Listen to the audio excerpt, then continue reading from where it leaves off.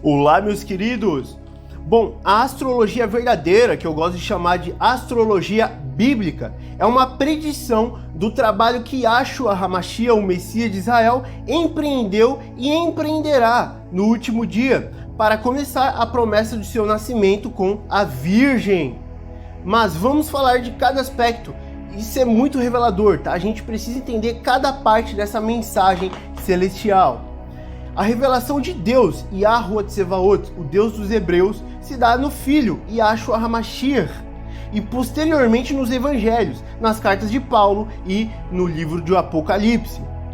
Mas o ponto central desse curso que precisamos entender é que a revelação de Deus se deu primeiro por meio da sua criação.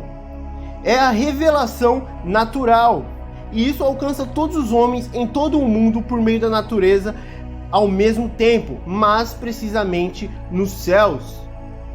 Portanto, a ira de Deus é revelada dos céus contra toda a impiedade e injustiça dos homens, que suprimem a verdadeira.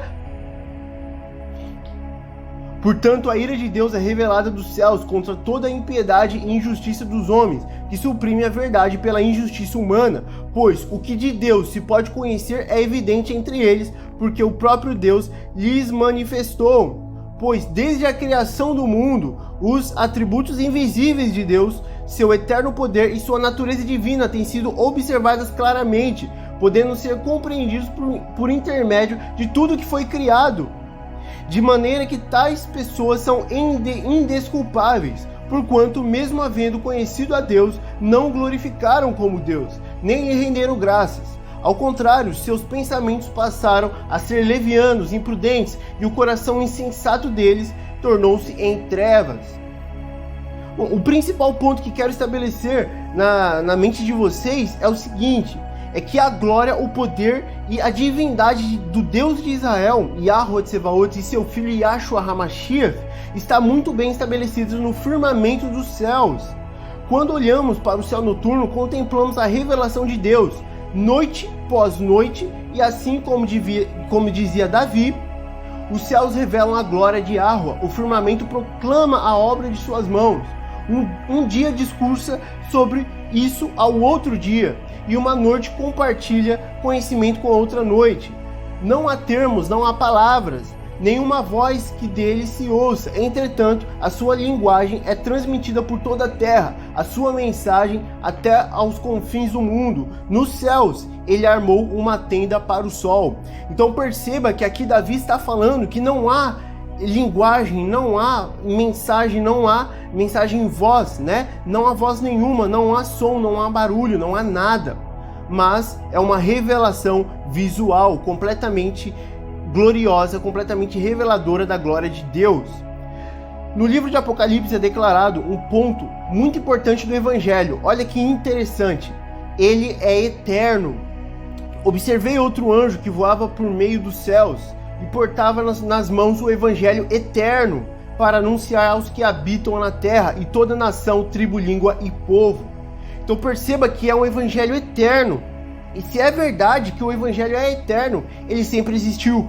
Ou melhor, ele não existe, ele é. E com a declaração de que o Cordeiro foi morto desde a criação do mundo, torna tudo mais claro sobre o fato de que o Evangelho foi escrito nos céus, no quarto dia da criação, ou seja, na criação das estrelas. Sendo assim, tudo que Yahshua teria de passar e ser morto como o Cordeiro perfeito já estava revelado nos céus. E adoraram-na todos os que habitam na terra, esses cujos nomes não estão escritos no livro da vida do Cordeiro, que foi morto desde a fundação do mundo.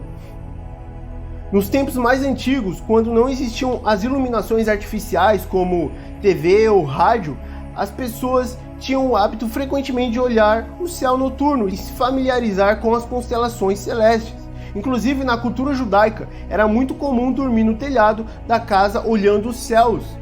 E as mesmas estrelas e constelações de estrelas não só serviam para iluminar a terra, mas também serviam como bússola para a orientação em viagens, como um relógio para medir a passagem de tempo e como calendário para indicar as estações do ano, que está diretamente ligado aos tempos determinados, né, que diz em Gênesis. pois o ano lunisolar é o tempo profético dos tempos do homem.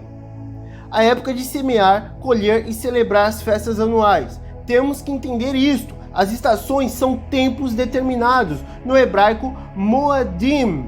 Moadim. Como sabemos que a Torá, isto é, os primeiros 5 livros da Bíblia, foi dada a Moisés e por meio dela o Messias foi profetizado?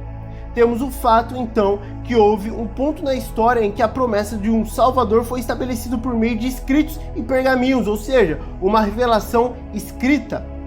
Também sabemos que antes disso a promessa de Yahshua HaMashiach, o Messias, foi dada por revelação a Abraão, o patriarca semita. Mas e antes de Abraão, como é que ocorria essa profecia, essa revelação que haveria de vir o Messias? E é aqui que entra a revelação da astrologia bíblica, pois ela sempre revelou o Filho de Deus e seus feitos até o último dia. Então a gente precisa entender que a revelação do Messias sempre esteve nos céus, mas também tem a revelação escrita e depois a revelação verbal. A revelação dos céus seria a revelação visual. E claro que temos o relato de Gênesis 3,15 que já profetiza o Messias. Mas a revelação do Evangelho nos céus é uma assinatura disso. Esse também é o motivo das religiões pagãs imitar o evento do nascimento virginal com o Espírito Santo, como a religião egípcia com Ísis, Osíris e Horus, a babilônica com Semiramis, Nimrod e Tammuz, a grega com Zeus, Maia e Hermes. No hinduísmo temos Vishnu, Brahma e Shiva, e por aí vai, pois o arquétipo central é o Deus engravidar uma humana milagrosamente e dela nascer a figura do próprio Deus encarnado. Essa história já está estampada nas estrelas. Esses povos pagãos simplesmente não adivinharam isto, esse fato, esse evento milagroso, mas eles interpretaram ele nos céus, nas estrelas. Vamos conversar muito sobre isso ainda. Então a gente precisa entender que basicamente os pagãos eles não adivinharam. Esses seres e os povos que com eles habitavam, por exemplo, na época de Gênesis 6, eles não adivinharam que o Messias nasceria de uma virgem. Eles sabiam porque olhavam as estrelas. Eles sabiam de tudo, portanto, eles criaram mitologias em cima disso para ilustrar esse grande feito. Mas a verdadeira, que foi copiada, veio posteriormente. É engraçado que a história verdadeira vem depois da copiada. É muito engraçado isso, porque o justo viverá pela fé.